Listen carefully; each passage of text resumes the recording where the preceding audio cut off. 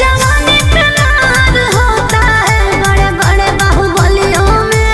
मेरे जवानी पे मार होता है बड़े बड़े बाहुबलियों में। देखी चोली के चीज गिरानी छौड़न के बढ़ो परेशानी।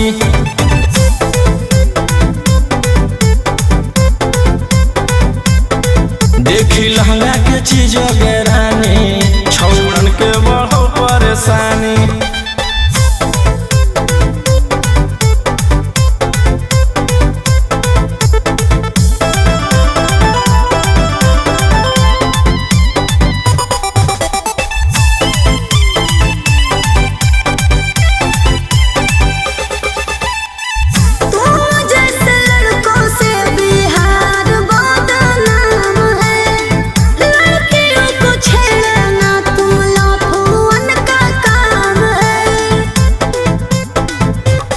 ऐसे चलही तो जवानी पर अटैक हो जइतो।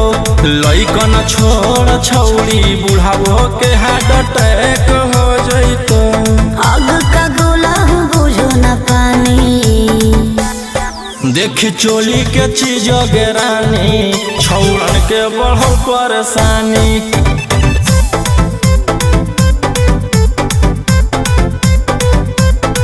देखी लहंगा के चीज गिरानी छौड़न के बढ़ो परेशानी।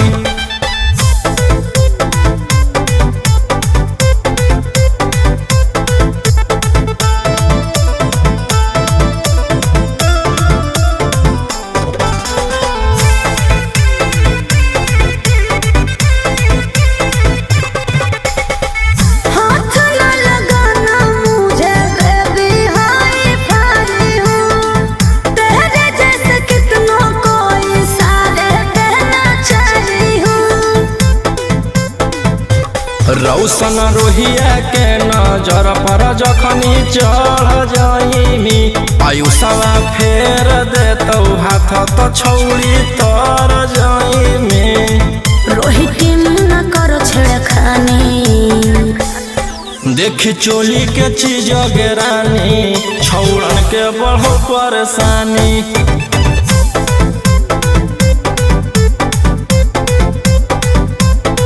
देखी लहंगा के चीज